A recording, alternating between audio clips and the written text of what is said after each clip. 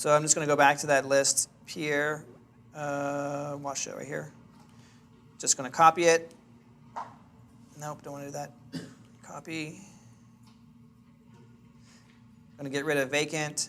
We're going to go to owner, and we're going to go to mailing address, mail vacant.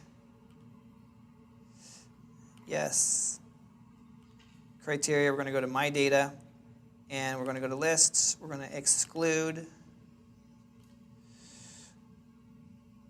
Washoe, vacant pre-foreclosures. 7 properties.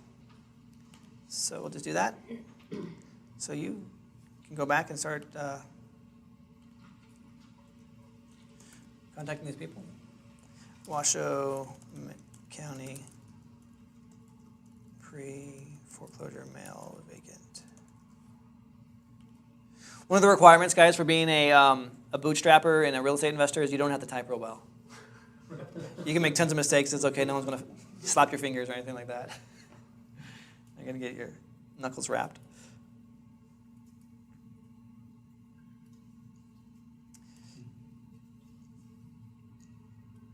For those of you that don't have property radar, I will email you these lists so you can get going on that. Whoever else doesn't have property radar currently, yeah, I will email you these lists.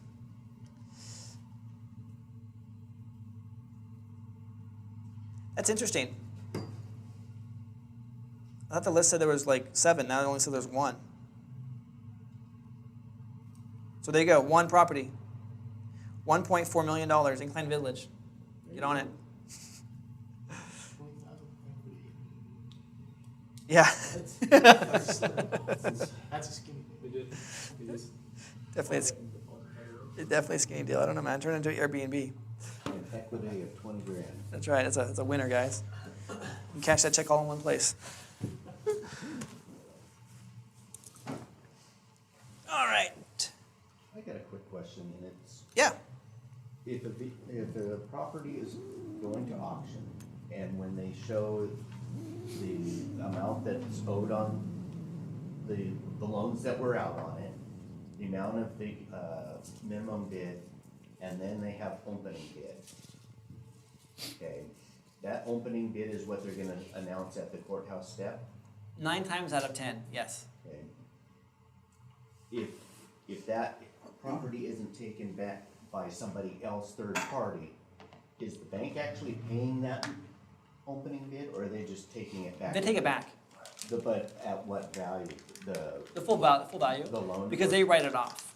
Okay. They have insurance on the property, and they're going to get that paid back. Okay. Yep. And the way you can tell on Property Radar is they will tell you, they keep status checks of everything. So if you see the opening bid and the sell price bid as the exact same dollar amount, bank took it back. That's how you know. If you see the opening bid and something else, even $1 more, third party bought it. Because if no one else is bidding against you, why pay more? So you'll see a lot of times like $105,000 and $1. $105,001. Yeah.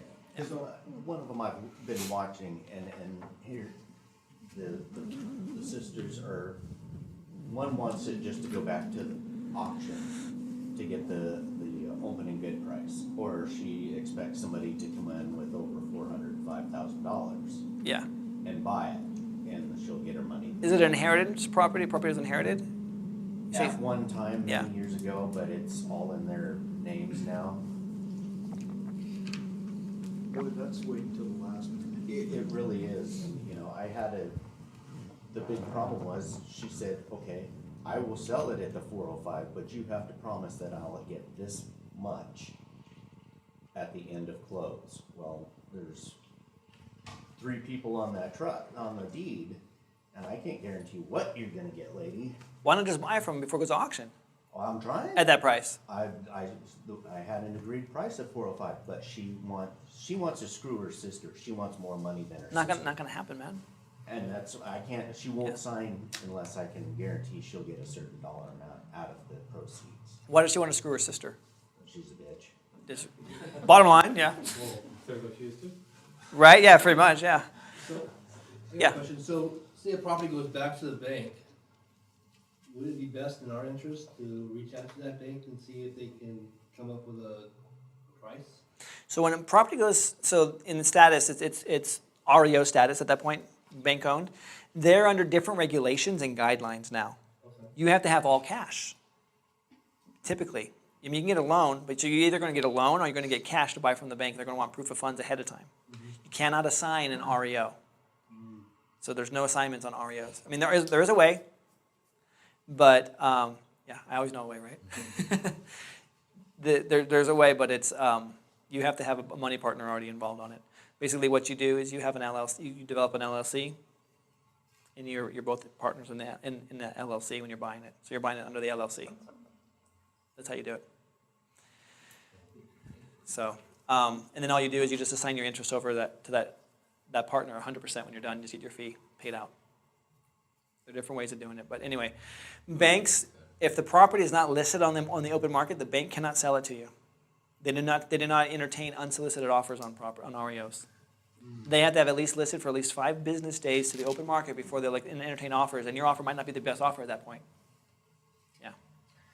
How about their pre-foreclosures? Do they have an interest, or do they ever share pre-foreclosures and then maybe even, settle on them? I mean, is it possible for a bank to say, here are all our pre-foreclosures in your area? Would you like to help any of these people, or maybe even we're willing to. So this is a great question you're asking, by the way. Very good question. There's a fundamental flaw in that question, though, in the understanding. And this is a really good place. They want to take the house back. No. Not even that. They don't own it yet. Exactly right. A bank cannot sell something they don't own. The process of foreclosure is taking back ownership. So until they foreclose on it, they have no legal right to sell a property, which makes auction.com, Hubzu, and all these places, these are completely illegal sites, by the way. Zulu is? No, Hubzu and auction.com, they do not have rights to auction these properties, to sell these properties. They don't have the right to list a property for sale that they don't own yet. There's some legal ramifications coming down there's a lot of litigation that's already in play. Yeah, because On I've those. been watching Hubzu. Yep. Where are these companies based out of? Does anyone know that? India or something. India. Really? These are companies based out of India that are transacting here in the U.S. Yeah, because auction.com, it just seems like it's. It's owned by 10X company, but yeah, so there's a lot of shady business going on with that. Where anytime you're in real estate and there's money to be made, you know that lines are going to be crossed. So yeah. What I'm saying is not that they would sell it, but maybe that they would settle on the debt. The bank. Well, that's what a modification is. Yeah. Yeah. That's what a short sale is.